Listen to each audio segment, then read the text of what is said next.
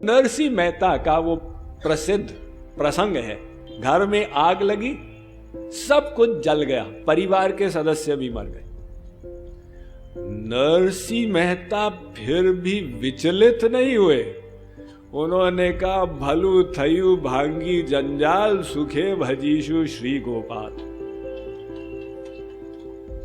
हे गोपाल, तूने सभी कुछ छीन लिया, चलो बड़ा अच्छा हुआ, अब मैं बैठ के बस तेरा ही भजन करूंगा। तो ये महापुरुष लोग हर स्थिति में कृपा मान लेते हैं। इस प्रकार से वो संसार के द्वंद्वों से परे हो जाते हैं।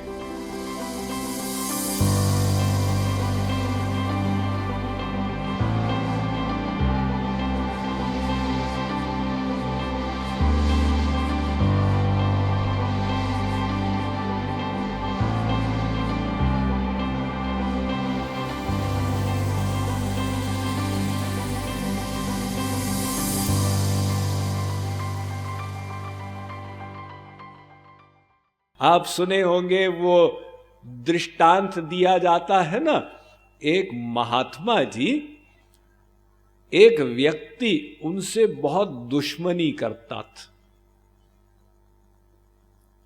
तो सब लोग बुरा मानते थे कि देखो महात्मा जी इतने भले आदमी और ये हर समय पीड़ा देता रहता।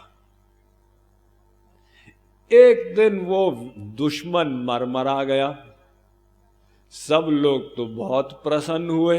उन्होंने जाकर महात्मा जी से कहा, महाराज वो महा आतताई संसार में रहा ही नहीं, राम नाम सत्य हो गया। महात्मा जी फूट फूट के रोने लग गए। लोगों ने कहा, महाराज आपको खुश होना चाहिए, आपका दुश्मन खत्म हो गया, आप परेशान क्यों हो रहे हैं? महात्मा जी ने कहा, भाई उसी के कारण मैं साधना में स्पीड से आगे बढ़ रहा था। वो विरोध करता था, मैं सहन करता था, मेरी सहनशीलता, दीनता, अहम चेतना, अहंकार, ये सब मिटता जा रहा था जल्दी से। अब वो मर गया, मुझे चिंता लग गई है कि मैं आगे कैसे बढ़ूंगा। ये देखिए महात्माओं की दृष्टि। तो वो महात्मा लोग अपने काम की बात इस संसार से निकालते हैं।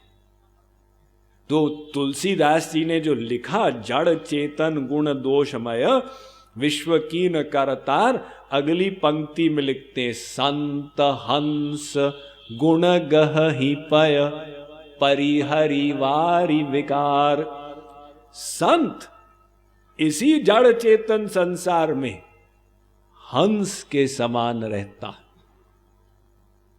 हंस की विशेषता क्या है? हंस श्वेत रंग का होता और वो बतख वो भी सफेद रंग की होती। तो हंस श्वेत बक श्वेत क भेद बक हंसयो, नीर क्षीर विवेके तू हंस बक बक। हंस और बतख में अंतर यह है, अगर आप पानी और दूध मिलाकर हंस के सामने रख दे, हंस बड़ी कला के साथ दूध पी जाएगा, पानी को छोड़ देगा।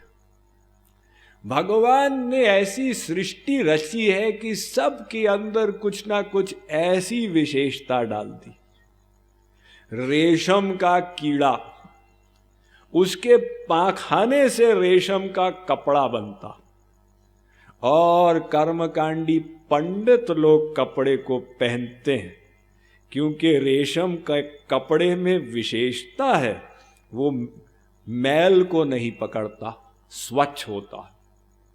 तो वो कपड़ा जो रेशम के कीड़े के पाखाने से बना, उसमें ये विशेषता, और वही विशेषता चांदी में है। चांदी भी मैल नहीं पकड़ती, इसलिए लोग चांदी की थाली में खाते हैं। लेकिन भगवान ने केले का पत्ता बना दिया, वो केले का पत्ता चांदी की थाली से आगे माना गया, उसको सोने की थाली कहते हैं, क्योंकि चांदी से भी अधिक केले का पत्ता मैल नहीं पकड़ता। आप केले का पत्ता रख के और उस पर खाओ निश्चिंत होकर।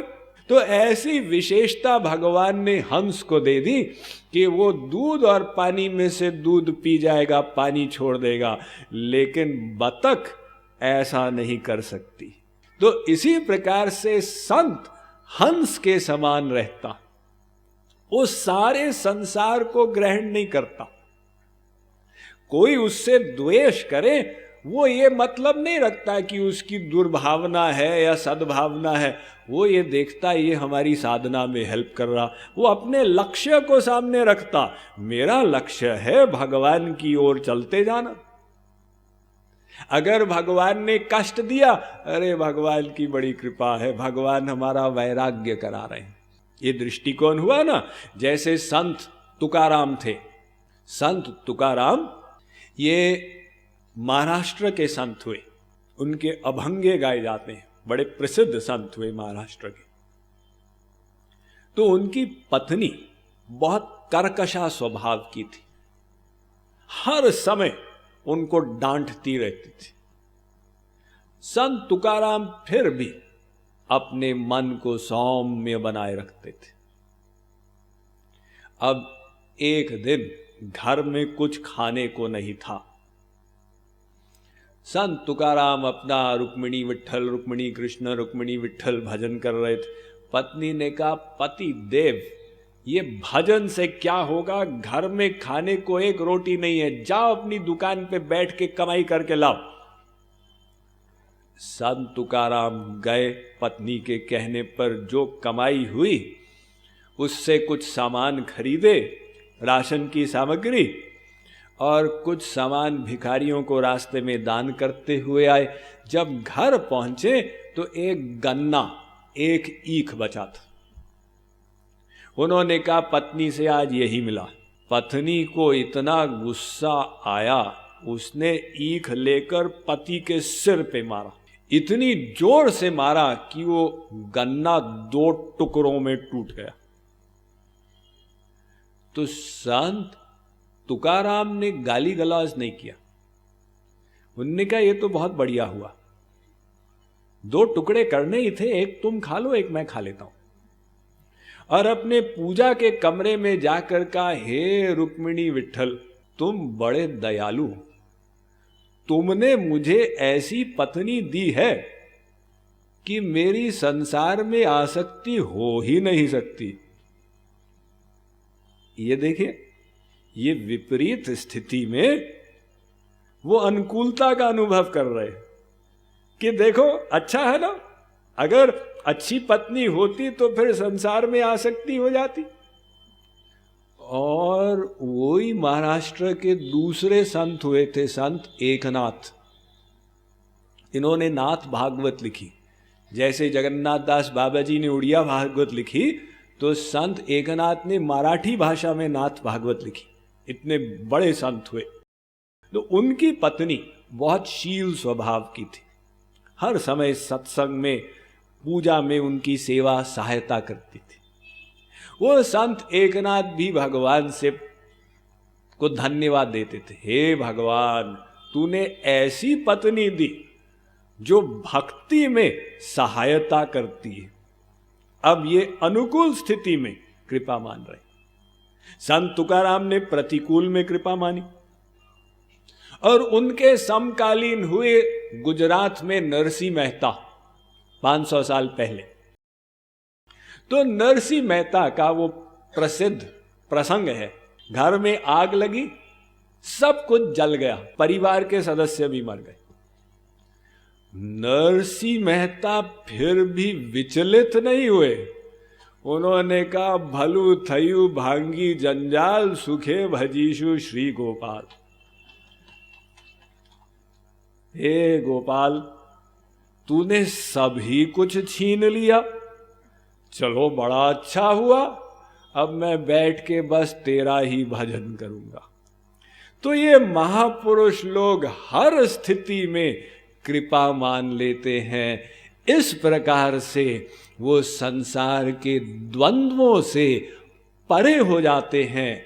तो श्री कृष्ण ने कहा ये कर्म योगी की अगली पहचान, उसका अगला स्वभाव, वो अनासक्त रहता है और वो संग्रह नहीं करता, संतुष्ट रहता है और द्वंद्वों से प्रभावित नहीं होता।